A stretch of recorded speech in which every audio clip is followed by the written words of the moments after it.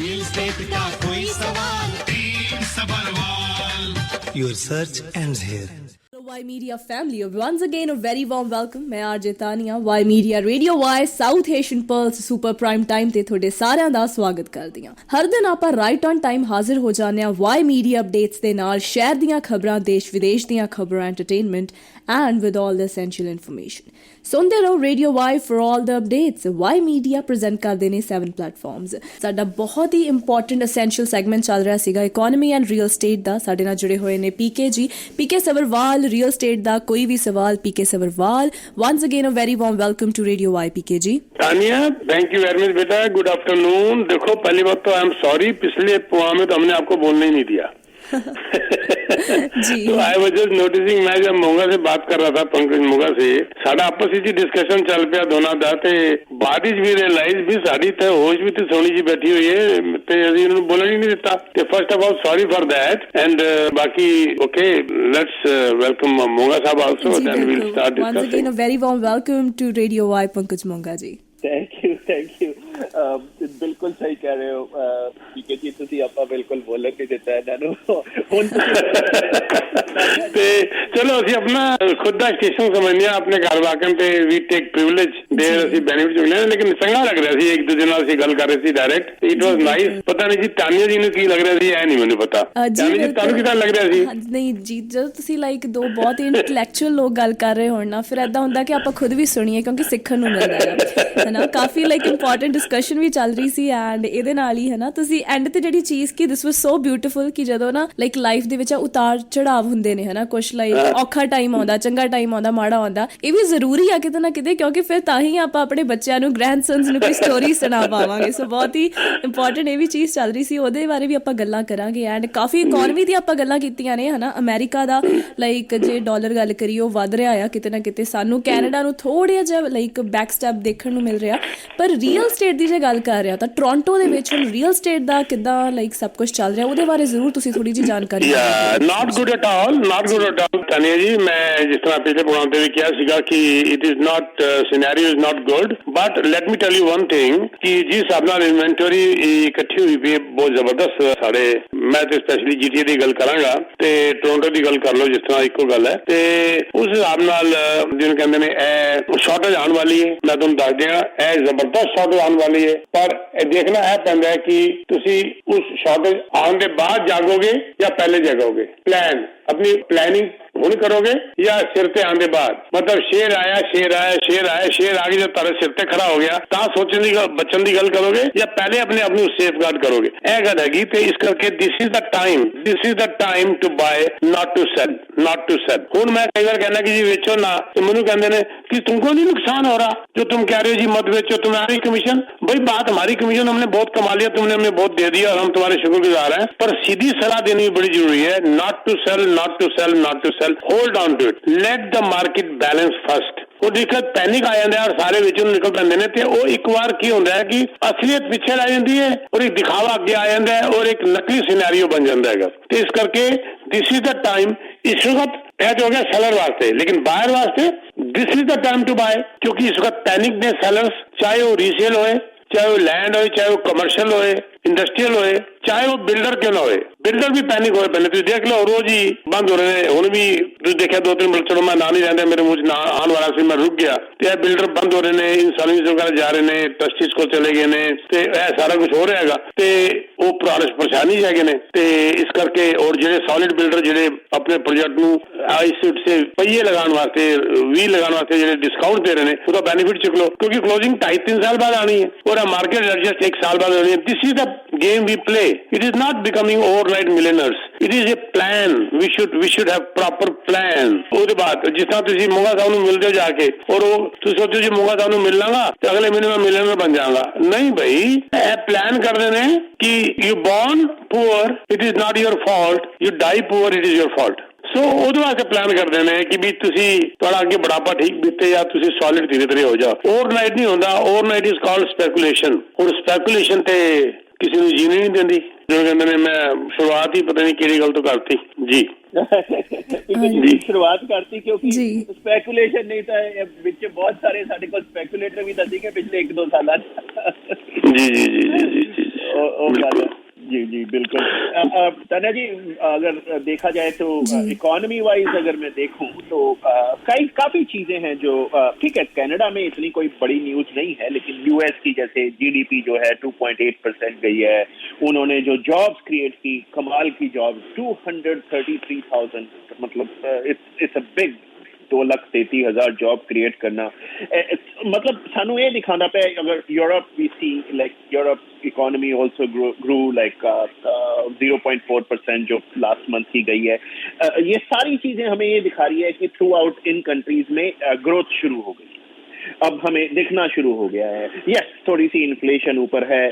अगर जर्मनी की देखी जाए तो जर्मनी 2.4% पे आया है, बट टेक्निकल रिसेशन से वो भी बच गया है। सो ये सारी चीजें हमें एक हौसला देती हैं कि yes, economies are growing back and will be better. But हमारी इकोनॉमी को अगर देखा जाए तो हम अपनी इकोनॉमी में इतना कोई ज्यादा अच्छा नहीं कर रहे हैं। अगर दोनों लेवल पे, मैक्रो और माइक्रो दोनों लेवल पे, हम बेसिकली काफी अभी तक प्रॉब्लम में है। लेकिन ये इंटरेस्ट रेट जो नीचे जा रहा है, ये हमें हेल्प कर रहा है, होना शुरू हो गया है हेल्प अगर देखा जाए तो। क्योंकि अभी तक हम 1.25 लगभग इंटरेस्ट रेट नीचे ला चुके हैं। अगर $1 मिलियन की किसी की मॉर्गेज थी तो $12,500 का उनको ईयरली इफेक्ट शुरू हो गया, मतलब ऑलमोस्ट $1,000 मंथली उनका बचना शुरू हो गया है $1 मिलियन की मॉर्गेज पे भी। और ज्यादा जिनके पास है उनको बचना शुरू हो गया। तो ये मनी अब फ्लो करनी शुरू करेगी। अभी और इंटरेस्ट रेट नीचे जाएंगे, अभी और हम एक्सपेक्ट कर रहे हैं कि 11 दिसंबर को नीचे जाएगा, फिर 26 जनवरी को नीचे जाएगा। लेट्स सी कितना जाता है। मैं वो कोई प्रेडिक्शन अभी नहीं करना चाहूंगा, एक महीने पहले मैं ये नहीं बोलना चाहूंगा कि ये हो रहा है। लेट्स सी, होप जो है वो बनी रहे। लेकिन ये मान के चलें कि नीचे तो जाएगा ही, क्योंकि हमारी इन्फ्लेशन नीचे आ चुकी है। ऑयल इस वक्त नीचे पड़ा हुआ है, ऑयल भी $70 से नीचे ट्रेड कर रहा है। डॉलर हमारा नीचे आ गया, जो कि एक कंसर्न है। वो कोई अच्छी बात नहीं है, वो कंसर्न है, लेकिन अभी तक इतना बड़ा कंसर्न नहीं है, क्योंकि अभी भी हम 72 सेंट के आसपास घूम रहे हैं। जिस दिन वो 70.50 पे आ जाएगा, उस दिन मैं कंसर्न में जाऊंगा। उससे पहले मैं 1.5 सेंट और देख सकता हूँ नीचे आता हुआ। इन्फ्लेशन थोड़ा सा इम्पैक्ट आएगा, लेकिन ऑयल अगर नीचे है तो उसका इम्पैक्ट हमें उसको खत्म कर देगा।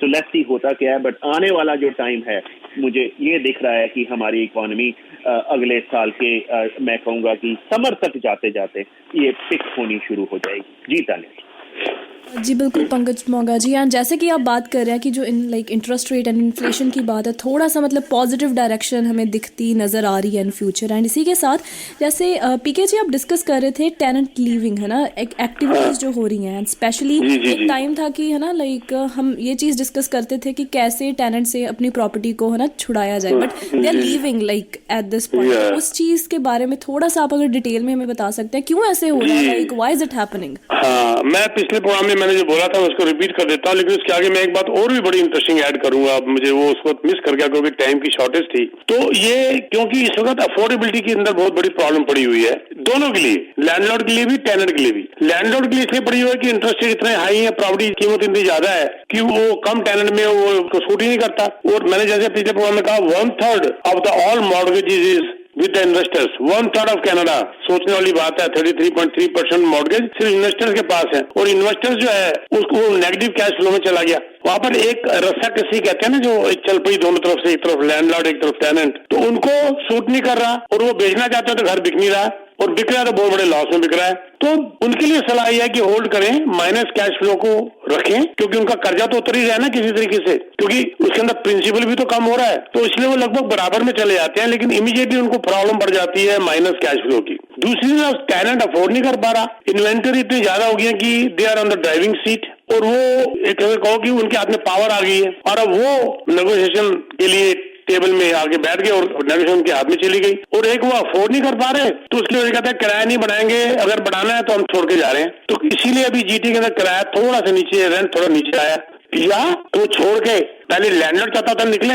हम रेंट बढ़ाएं, आज लैंडलॉर्ड चाहता वो ना निकले।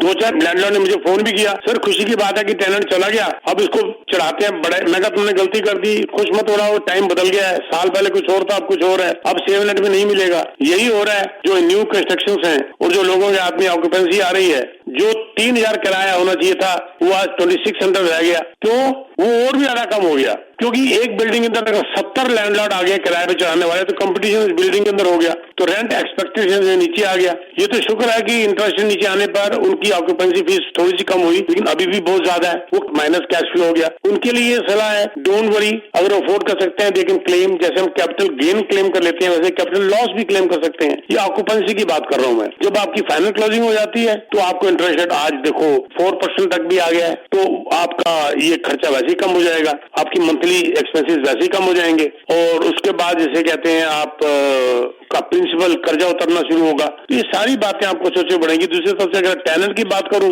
तो टेनेंट अपनी तरफ से मजबूर है, वो अपने बड़े रेंट को छोड़ के छोटे रेंट पे जाना चाहता है। अब टेनेंट को समझ आ गई है कि रेंट कम हो गया, जहां मैं 3000 में बैठा हूं मुझे आज 2600 में मिल जाएगा, और नोटिस दे देता है जी साल के बाद मैं तो जा रहा हूँ जी। और कई शरारती हैं, वो साल से पहले नोटिस दे देते हैं, बहाने मार के मेरी जॉब चली गई है, मैं कल को रेंट रुक जाएगा तो रोना बोलना मत। वो लैंडलॉर्ड घबरा के कहता जाओ जी छोड़ दो जी, तो वो अपने छोटे वाले में इसमें जा रहा है। एक बात यहाँ पर बड़ी इंपॉर्टेंट जो मिस कर गया था लास्ट टाइम, मैंने अपने ऑफिस में भी ये बात देखी है और ये बात क्लियर भी हो गई है।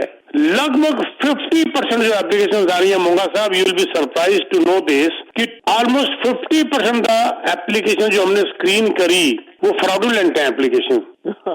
ऑलमोस्ट 50%। आईडी इनवैलिड है कईयों की, क्रेडिट रिपोर्ट्स इनवैलिड है कईयों की, फेक है, एम्प्लॉयमेंट लेटर्स फेक है, पे स्टब्स फेक है, ऑलमोस्ट 50%। सर आप हिसाब लगाओ कि इसके अंदर कितनी परेशानी हो रही है लैंडलॉर्ड को, प्लस ये मत भूलिए कि टेनेंट को भी हो रही है। जो टेनेंट इस हद तक आ गया कि फ्रॉडुलेंट पेपर जमा करा रहा है, सोचिए वो भी कितनी परेशानी में होगा। हर आदमी तो नहीं चाहता ना ये कि मैं एक कागज बना लूं, जब वो कर ही नहीं पा रहा, उसको किराए पे कोई दे ही नहीं रहा, तो फ्रॉडुलेंट पेपर शुरू हो गए। अब इसके लिए हमारे ऑफिस ने सख्ती बरत दी। सिंगल की नाम का एक है ऐप, जहां पर जाके आप सारी हिस्ट्री चेक कर सकते हैं। सिंगल की कहते हैं, जिसमें कि हमारे ऑफिस ने शुरू कर दिया है। पकड़े जाते हैं, वहां पर जाके पकड़े जाते हैं, यहाँ पर कड़ी, यहाँ पर कमी, वहां पर कमी, इधर कमी। वैसे भी अगर सिंगल की ना भी होती तो भी समझ आ जाती है बात करके, और कागज देख के कहीं ना कहीं वो चोर जो है अपने निशान छोड़ जाता है, राइट। तो वो मैं इसको चोरी वाली बात तो इतनी नहीं कहूंगा, पर ठीक है, फ्रॉड तो फ्रॉड ही है।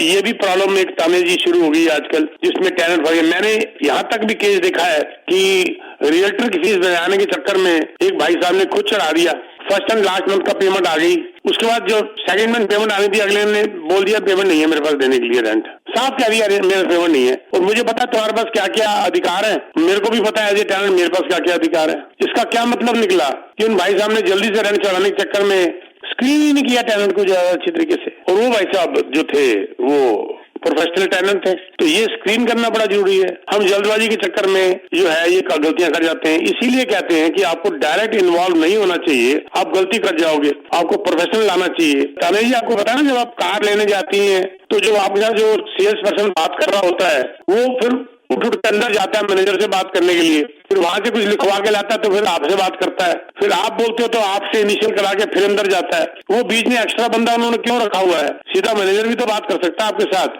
वो इसलिए नहीं करता कि आपसे आंख से आंख नहीं मिलाएगा वो, क्योंकि उसकी जो है नेगोशिएशन करने की जो स्किल है वो पूरी यूज नहीं हो पाती, वीक पड़ जाती है। तो बीच में वो एक और अनदर प्रोफेशनल को लेके आ जाता है। यही बात मैं कहता हूँ अपने बहन भाइयों लैंडलॉर्ड से और टेनेंट से, आप बीच में प्रोफेशनल लेके आओ अगर आपने एक फेयर मार्केट वैल्यू के ऊपर से चलना है तो। नहीं तो आप कहना की गलती कर जाओगे। ये मत सोचो jack of all master of none, कि भी मैं तो अगर एक IT प्रोफेशनल हूँ तो मुझे सब कुछ पता है, और मैं अगर जैसे कहते हैं बहुत ज्यादा पढ़ा लिखा हूँ तो मुझे बहुत कुछ पता है। नहीं, कम पढ़े लिखे हैं, ना पढ़े लिखे भी बहुत इंटेलिजेंट है, उनके एक्सपीरियंस भी बहुत ज्यादा है। तो ये जो है मैं कई बार कहता हूँ, लोग हंसते भी हैं मेरे पर कि इंग्लिश ज्यादा अच्छी बोलने का मतलब ये नहीं है कि आप बहुत ज्यादा सियाने हो गए। इंग्लिश और हिंदी में इतना ही फर्क है जैसे इंग्लिश में डोंकी और हिंदी में गधा, बस बात वहीं की हुई है जी। एक बड़ा ही इंटरेस्टिंग आपने पर्सपेक्टिव यहाँ पे स्टार्ट किया इंग्लिश का, है ना। ये चीज़ होती है कहीं ना कहीं, हम सोचते हैं कि जिस इंसान को इंग्लिश आती है दे आर मोर इंटेलिजेंट, ये कहीं ना कहीं हम सोचते हैं। बहुत अच्छे से आपने एक्सप्लेन किया कि कोई फर्क नहीं है, वो एक लैंग्वेज है, वो दूसरी वो ये डोंकी और गधा, बस यही फर्क है। बहुत ही इंपॉर्टेंट पर्सपेक्टिव आपने यहाँ पे शेयर किया है। यहीं पे एक चीज़ मैं और पूछना चाहती हूँ कि आपने ये चीज़ कही है कि राइट नाउ जो मार्केट है दिस इज, है ना,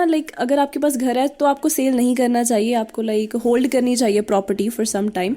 बट वहीं पे अगर समवन न्यू कमर, अगर कोई सोच रहा है घर लेने के बारे में, is it the right time to buy? This is the right time, this is the right. देखिए इस वक्त इंटरेस्ट रेट तो कम हो रहे हैं, अगर आप ये सोच रहे हैं कि इंटरेस्ट रेट और ज्यादा कम होंगे, वो तो होंगे, लेकिन आज भी अगर आपको कम रेट में मिल रहा है, वेरिएंस आज जा चुका है। मैंने कहा मेरे कभी क्लाइंट से बात हुई, उसको 3.8 में मिला है, 3.85। तो आप मुझे लगाइए अगर वेरिएंस आज ही ज्यादा बैंक दे रहा है, क्योंकि बैंक को भी पता है, लेंडर को भी पता है कि आज इंटरेस्ट रेट कम होने हैं, तो आज गिरवी मार्केट का क्यों नहीं बेनिफिट उठाते हो आप? मेरी सैटरडे को 3 अपॉइंटमेंट्स हैं, हालांकि मैं जाना नहीं चाहता था, लेकिन वो मजबूरी जाना पड़ गया। तो वो out of my 7 appointment 3 appointment इसी बात के लिए हैं, जो रुके हुए थे खरीदने के लिए, वो मिलना चाहते हैं जी अब हम खरीद लें क्या?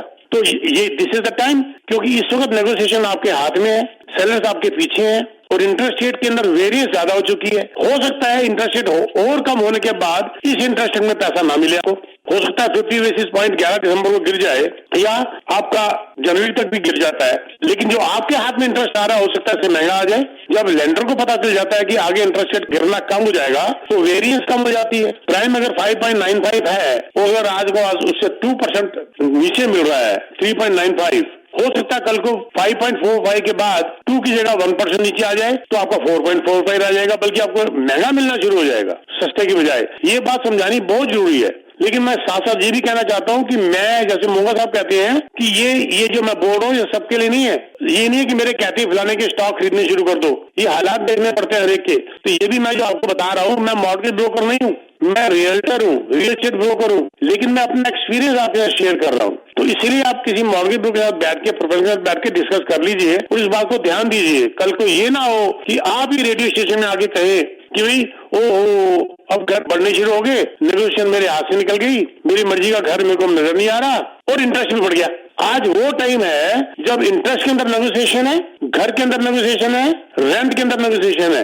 आपकी चॉइस के अंदर आपके पास पूरा एक वो आपका क्वेश्चन आ जाता है कि आप अपनी मर्जी अगर ठोक के ले सकते हो। ये तो हो गया बायर के लिए। और सेलर के लिए, yes if you can hold please hold, otherwise don't wait for petty $10-20,000। समस्या से बाहर निकलो। सेहत ठीक है तो सब ठीक है। पता चला 10,000 20,000 ज्यादा कमाने के चक्कर में रात की नींद उड़ गई, तो वो ज्यादा जरूरी है। आपके घर वालों को आपकी ज्यादा जरूरत है। 10-20-30,000 की टेंशन में मत आओ, अपना खाता दोबारा खोल लो, एक सफेद पन्ने से, एक कोरे कागज से अपनी स्टोरी फिर दोबारा शुरू कर दो और देखो जिंदगी कितनी हसीन है। जी ठीक है जी, ठीक है जी।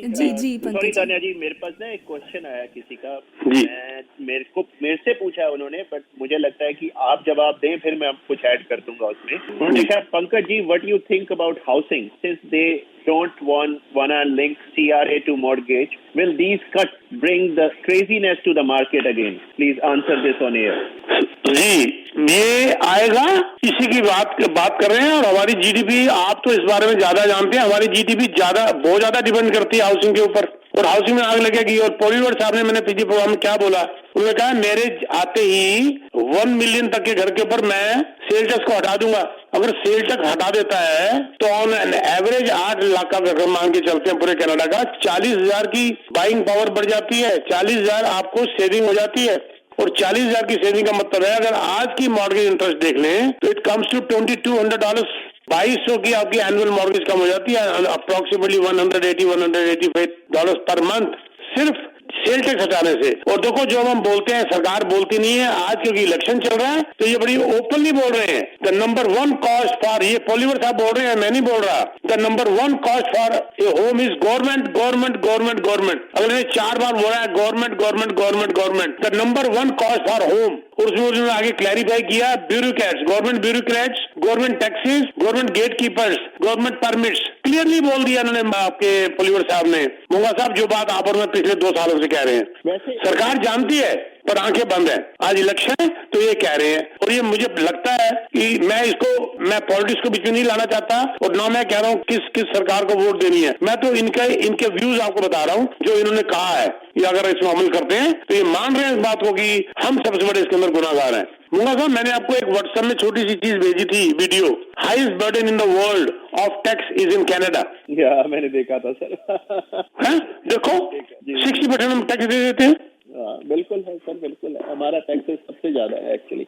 वैसे आप बात तो सही करें, इकोनॉमी में भी अगर देखा जाए, अगर ये तीनों लेवल पे अगर गवर्नमेंट साथ में काम करना शुरू कर दें तो हाउसिंग के प्राइजेस भी नीचे लाए जा सकते हैं, क्योंकि ये रेट टेपिज्म जो खत्म कर दें, अगर डेवलपमेंट चार्जेस सिटी ले जाती है, इतने ज्यादा ले जाती है, उसको लटका के रखती है साल साल, प्रोविंशियल अगर रूल्स चेंज कर दें, ये सारा कुछ जो लॉ वैसे वो चेंज कर ही रहे हैं, जैसे कहीं पे भी घर बन, जैसे अब पीछे बैकयार्ड में बनाना शुरू कर सकते हैं, ये सारी चीजें कुछ और इस तरह के रूल्स आ जाएं जो कि जोनिंग जो है अलॉट जो है प्रोविंशियल भी सिटी को जल्दी करवा पाए, जो भी करना चाह रहे हैं वो कर पाए, ये टेनेंट बोर्ड को अगर प्रोविंशियल सॉल्व कर दे, ऊपर से ये HST वगैरह की जो बात कर रहे हैं अगर फेडरल गवर्नमेंट उसको हटा दे और कुछ और बिल्डर के लिए कर दे, सो ये सारी चीजें एक्चुअली मेरे ख्याल $1 मिलियन के मकान से एटलीस्ट 200-300,000 खत्म कर देंगे। और सर उसके बाद आग लगी, जो तानिया की बात का जवाब था कि इसकी मार्केट को क्या लगे, यस, और जैसे आपने कहा आपको किसी का भी क्वेश्चन आया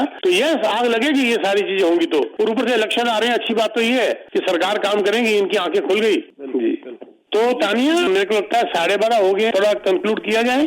जी बिल्कुल। एंड पीके जी जाते जाते एक बहुत ही आपने इम्पॉर्टेंट चीज़ कही है, वो भी हम ज़रूर डिस्कस करते हैं कि है ना, लाइक इवन रियल स्टेट में आपका कुछ पॉजिटिव इंटरेस्ट रेट आ रहे हैं, है ना, कुछ like ups and downs are part of life, but इतनी प्यारी आपने वो चीज़ कही थी ना कि यू शुड जस्ट वो पैसे को साइड पे रख दो, इन्वेस्टमेंट के पैसे को साइड पे रखो and plan again, start again. तो उसके बारे में ज़रूर एक थोड़ी सी चीज़, क्योंकि I think it is something जो हर एक लाइक आस्पेक्ट में हम यूज़ कर सकते हैं लाइफ के, तो उसके बारे में आप ज़रूर थोड़ी सी। जी बेटा मैं चलो उसको आपसे शुरू करता हूँ जी।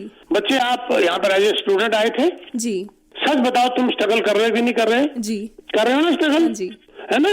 तुम मुझे क्या ना बोलो, मुझे समझ आती है, क्योंकि हर इंसान अपने तरीके से स्ट्रगल कर रहा है। जब आप इस स्ट्रगल को करने के बाद सेटल होगे, क्या आपको प्राउड फील नहीं होगा जी? बिल्कुल। क्या आपके पास अच्छी स्टोरीज नहीं होगी बताने के लिए अपने पेरेंट्स को, अपने स्पाउस को, अपने बच्चों को जी? अगर आते ही सब कुछ मिल जाएगा और हाथ जो चाहते हो मिल जाएगा, तो जो अमीरों के अंदर सबसे ज्यादा सुसाइड है वो क्यों हो रही है फिर? क्योंकि उनके अंदर एक्साइटमेंट ही नहीं है, तो वो फीकी जिंदगी है, वीरान जिंदगी है। कोरे कागज से जिंदगी दोबारा शुरू करो, उसका मजा ही कुछ अलग है। और मैंने भी कोरे कागज से जिंदगी शुरू की थी, इस कंट्री में आने का दोबारा मैंने शुरू की थी, कोरे कागज से अपनी स्टोरी शुरू की थी। अब मैं जीरो हूँ, मेरे पास कुछ नहीं है, अब मैंने कैसे रोटी खानी है और कैसे अपनी जिंदगी रिस्पेक्टफुल बितानी है, एक plan and plan, this is how it works. देखो जान है तो जहान है, ये एक्सेप्ट, जान है तो जहान है, तुम जो मर्जी करते रहो, मर गए रहेगी आंखें खुली। मैं पूरा शेर नहीं बोलूंगा, मर गए रहेगी आंखें खुली, आंखें खुली हुई है पर नजर कुछ नहीं आ रहा, मर गए क्यों? सेहत पहले है, जिंदगी को एक क्या है ना, एक उसको एक मुट्ठी में रख लो, फैलाओ मत।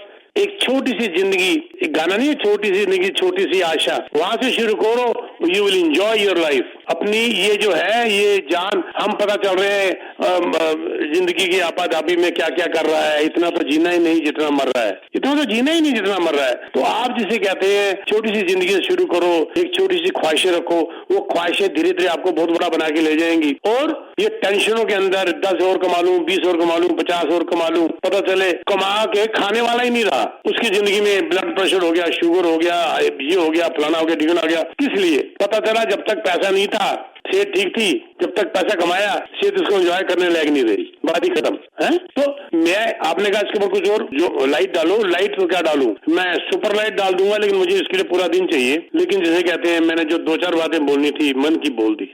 क्या बात है जी, thank you so much PK ji, thank you so much Pankaj Monga ji, क्योंकि बहुत ही अच्छे से आपने ये चीज़ कही है। बेस्ट पार्ट इज जान है तो जहान है ना, लाइक हम जीने के लिए लाइक काम करते हैं, सब कुछ करते हैं, बट कई बार हम उसी चीज़ को एम्ब्रेस करना भूल जाते हैं लाइफ में। Thank you so much for the message. और अगर आप मैरिड हैं तो आपके परिवार को, आपके स्पाउस को, आपके बच्चों की आपको ज्यादा जरूरत है, और आप सोच रहे 10, 20, 50 हजार, लाख, 2 लाख की जरूरत है, नहीं, उनको तुम्हारी जरूरत है।